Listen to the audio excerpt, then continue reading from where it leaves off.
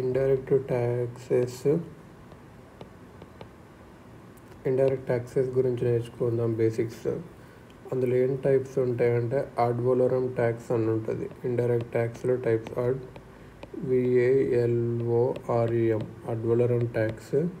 ఇది ఏంటంటే value of something మీద డిపెండ్ అయి ఉంటుంది.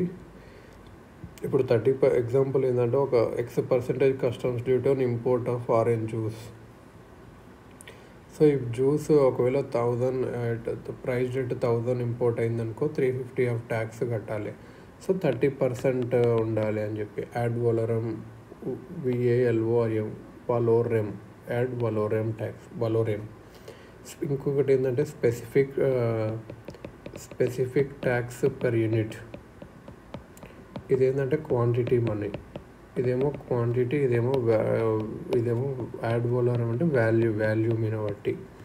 ఇదేమో క్వాంటిటీ ఏంటంటే 260 ఎక్సైజ్. ఒక ఎగ్జాంపుల్, ఒక 260 రూపీస్ ఎక్సైజ్ డ్యూటీ కట్టాలి 100 సిగరెట్స్కి, ఒక 70 mm లెంత్కి ఇలా ఉంటాయి. సో ఇది క్వాంటిటీ ఆఫ్ ఐటమ్స్ ఉంటుంది. ఇక్కడ irrespective of their manufacturing price or selling price మీద డిపెండ్ అవ్వదు. Only 100 units of some particular length చేస్తే ఇంత ట్యాక్స్ కట్టాలి అని చెప్పి. దీంట్లో ఏదంటే ఇది స్పెసిఫిక్ ట్యాక్స్ పర్ యూనిట్ అనేది దీన్ని అడ్మినిస్టర్ చేయడం డిఫికల్ట్. దీనివల్ల ఏంటంటే లంచాలు పెరిగే ఛాన్స్ ఉంది, లిటిగేషన్స్ కూడా ఎక్కువ. దీంట్లో కొద్దిగా ట్యాక్స్ పెరిగినా కన్జ్యూమర్కి బర్డెన్ ఎక్కువ అవుతుంది. సో దీనివల్ల ఏమవుతుందంటే కన్జ్యూమర్ సిగరెట్స్ తాగడం మానేస్తాడు. ఇలా యాడ్ వలోరమ్ ట్యాక్స్ మాత్రం ఈజీ టు అడ్మినిస్టర్, అంటే కలెక్ట్ చేయడం ఈజీ అన్నట్టు. నెక్స్ట్ వచ్చేసి మెరిట్స్ డిమెరిట్స్ ఏంటి. ఇండైరెక్ట్ ట్యాక్స్ మెరిట్స్ ఏంటి అంటే కన్వీనియంట్గా ఉంటుంది కలెక్ట్ చేయడము. ఎందుకంటే ఇక్కడ ట్రేడర్ అనేవాళ్ళు acts as an unpaid tax కలెక్టర్గా ఉంటాడు అన్నట్టు. వైడర్ బేస్ ఉంటుంది. ఎందుకు అంటే అందరూ ఏదో ఒకటి కొంటూ ఉంటారు. ఇప్పుడు శాలరీ ఎంప్లాయీస్ డైరెక్ట్ ట్యాక్స్లు అయితే ఓన్లీ ఎంప్లాయీసే కట్టగలరు. సో ఇక్కడ వైడర్ బేస్ ఇండైరెక్ట్ ట్యాక్స్లో. ఇంకా కన్వీనియంట్ కూడా ఉంటుంది. ఇది కన్వీనియంట్ ఎందుకంటే ఇక్కడ ట్రేడర్స్ వాళ్ళే కడుతుంటారు. ఎలాస్టిక్ ఇది ఎందుకంటే కొద్దిగా పెంచినాం అనుకో చాలు అందరు ఎఫెక్ట్ అవుతారు. కాకపోతే ఎలాస్టిక్ ఉండే, కాకపోతే డైరెక్ట్ ట్యాక్స్ కన్నా కొద్దిగా తక్కువ ఎలాస్టిక్ ఇది. They are relatively less elastic then. So ఏది ట్యాక్స్ ఎక్కువ అంటే డైరెక్ట్ ట్యాక్సే. హార్మ్ఫుల్ కన్సెప్షన్ తగ్గొచ్చు ఇప్పుడు సిగరెట్ మీద ఎక్కువ ట్యాక్స్ పెట్టడం వల్ల. డిమెరిట్స్ ఏంటి, రిగ్రెసివ్ నేచర్. ఎందుకంటే ఇప్పుడు ఒక అంబానీ అయినా బిస్కెట్ ప్యాకెట్ కొనాలంటే అంతే ట్యాక్స్ పే చేయాలి, పూర్ పీపుల్ అయినా అంతే ట్యాక్స్ వేయాలి. So regressive. ట్యాక్స్ అనేది ప్రైస్లో హైడెన్ ఉంది. కస్టమర్స్కి డైరెక్ట్ తెలీదు. కస్టమర్ ఏమనుకుంటాడు 5 రూపీసే బిస్కెట్ ప్యాకెట్ కనుకుంటాడు, అందులో ట్యాక్స్ కూడా ఉంది అన్నది తెలియదు అన్నట్టు. సో అలా లెస్ సివిక్ కాన్షియస్నెస్ ఉంటుంది అన్నట్టు. ఇండైరెక్ట్ ట్యాక్సెస్ పెరిగితే ప్రోడక్ట్స్ అనేటివి ఎక్స్పెన్సివ్ అయితే డిమాండ్ తగ్గిపోతుంది. సో అప్పుడు అన్సర్టనిటీ ఉంది గవర్నమెంట్కి, ఎంత ట్యాక్స్ కలెక్ట్ చేస్తామో, ఎంత ఎర్న్ చేస్తామో అని. కరప్షన్ ఎక్కువ ఉండొచ్చు, ఎవాషన్, క్యాస్కేడింగ్ ఎఫెక్ట్, ఇవన్నీ జరగవచ్చు. ఇన్పుట్ క్రెడిట్ ఇవ్వకపోతే క్యాస్కేడింగ్ ఎఫెక్ట్ వస్తుంది ఇలా అన్నట్టు. సో ఇది ఇంకొక కాన్సెప్ట్ ఏంటంటే ఇక్కడ పిగోవియన్ tax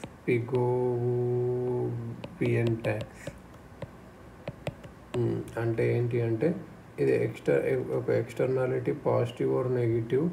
an externality is positive or a negative consequence of an economic activity experienced by unrelated third parties. ఇది పిగోవియన్ ట్యాక్స్ ఏంటంటే ఇప్పుడు ఒక సిమెంట్ కంపెనీ ఉందనుకో, సిమెంట్ కంపెనీలో ఎవరుంటారు, లేబర్స్, కన్జ్యూమర్స్ బెనిఫిట్ అవుతారు. Unrelated third parties, local community, అక్కడ ఉన్న పూలు ఇంకా జంతువులు ఇవన్నీ హామ్ అవుతుంది పొల్యూషన్ వల్ల ఇది అన్నట్టు. An externality is a positive or negative consequence of an economic activity experienced by unrelated third parties అన్నట్టు.